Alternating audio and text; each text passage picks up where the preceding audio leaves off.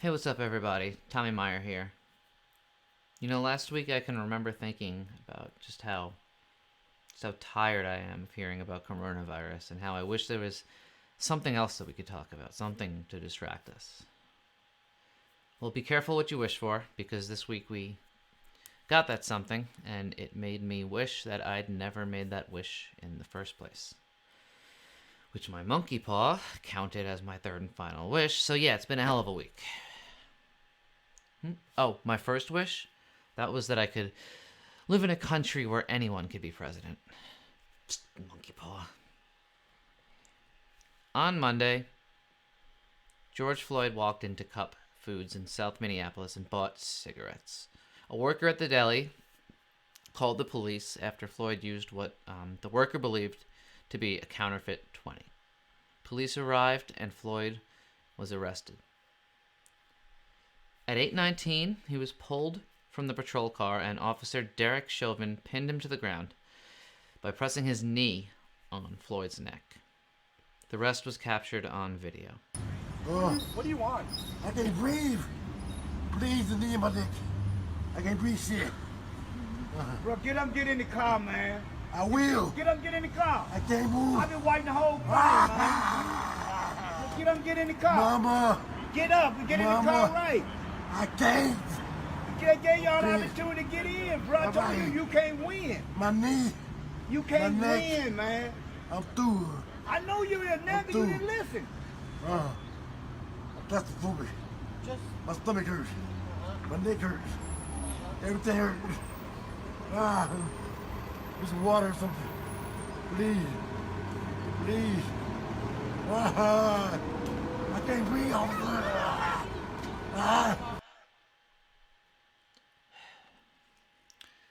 At 8:24, Floyd stopped moving and became unresponsive, but for another 2 minutes and 53 seconds, Chauvin continued to kneel on his neck. Officer Chauvin kept his knee on Floyd's neck for a total of 8 minutes and 46 seconds. Now, in their report, the police said that George Floyd was resisting arrest. However, surveillance video from a nearby restaurant seems to dispute that claim. All the officers involved have been fired, and Chauvin was arrested and charged with third-degree murder and manslaughter. Since the incident, protests and riots have erupted throughout the country, and, I'm torn, to be honest. 99.9999% of the time, I'd be against rioting, looting, vandalism, any of these tactics, but honestly, it feels like all the other options have been exhausted, right? I mean, what other choice do people have? And I can't think of a more effective way to force leaders to act than to destroy the cities that they're entrusted to protect.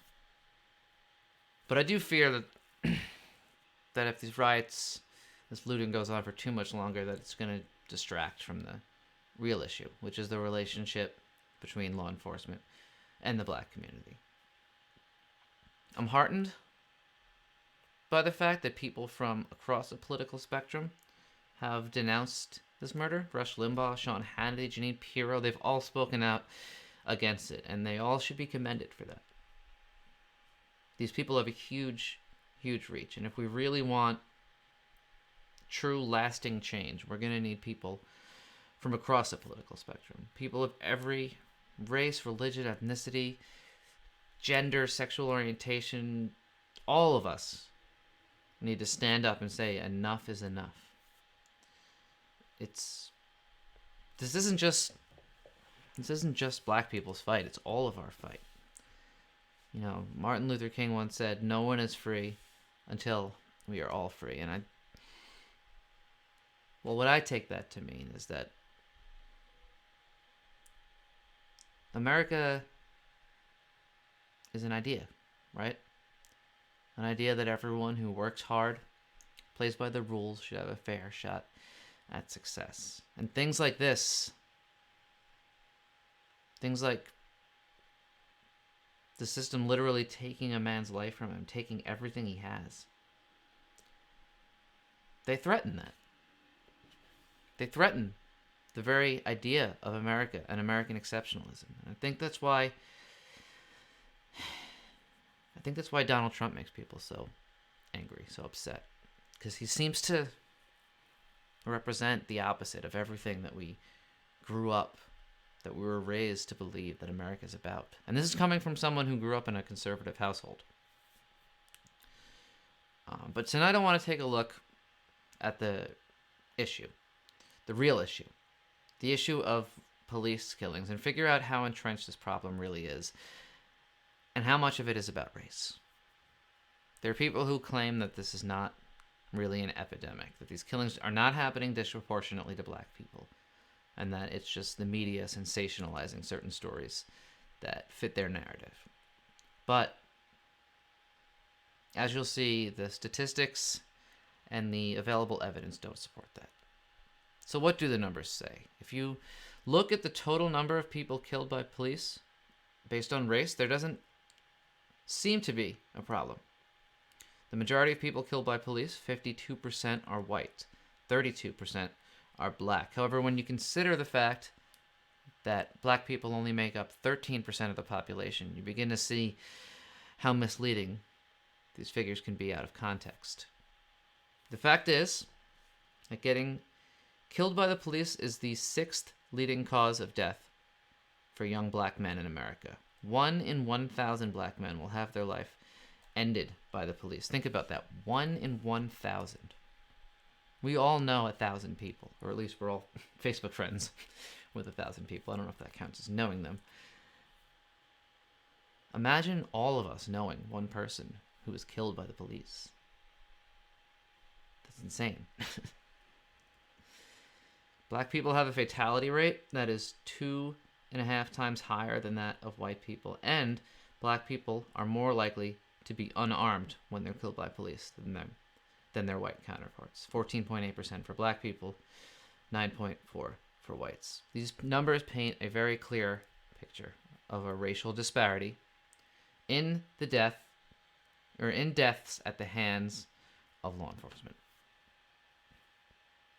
But honestly, the numbers don't really tell the whole story. These figures, for instance, would treat, police killing the Pulse nightclub shooter or the San Bernardino shooters the same as the killing of George Floyd. And obviously, those are very different.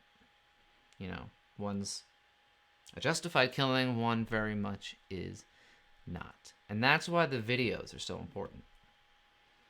I don't think it's a coincidence that we started hearing about these incidents when cell phones got cameras. Each video tells a unique, if tragically similar, story of a black man being killed by the police in a completely preventable way, and then more often than not being charged, not being brought to justice. I looked for videos or even stories of white people being killed by police in questionable or unjustified ways. I found 3. 3. Compared to dozens and dozens of incidents involving black men. So why is that? Is that because people just don't film it when white people are killed by police? I doubt it. We film literally everything in our lives, from what we had to breakfast to ourselves sleeping for some reason. Somehow they make money off of that. I have no idea how. So I find it highly unlikely that when people come across a police standoff that they'd be like, is he black? No? Not even worth watching. Let's go. I heard Tiger King 2 is on Netflix. Plus, if you think about it, the internet is basically a free market of ideas. Why else would I be able to be saying this to you? I have no credentials. I have no right to be saying words right now.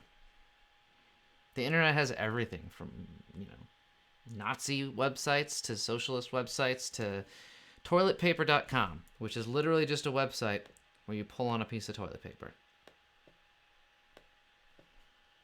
It's a lot more fun than you'd think. And actually it's pretty useful in these times, since we can't get real toilet paper. digital's going to have to do. It's really hard for me to believe that if this were happening as often and as egregiously to white people as it does black people, that we would not know about it, that we wouldn't be able to find more than 3 incidents on the internet. You know, after these things happen, they always seem to devolve into arguments between respecting the police or demanding accountability. You seem to have to choose one side or the other, but those two things are not mutually exclusive. In fact, I believe that they're intertwined. You can't have one without the other. You can't say that you really, truly respect and admire the police if you don't hold them to the high standard they hold themselves to the standard that so many of them meet and succeed and exceed on a daily basis. So in the days and the weeks to come, let's try and have an honest, open conversation. It's not going to be easy. It's not going to be fun. It's definitely not going to be comfortable. But it's something we have to do because lives literally depend on it. That's all that I got for you guys tonight. Thank you for watching. Have a good night. Stay safe.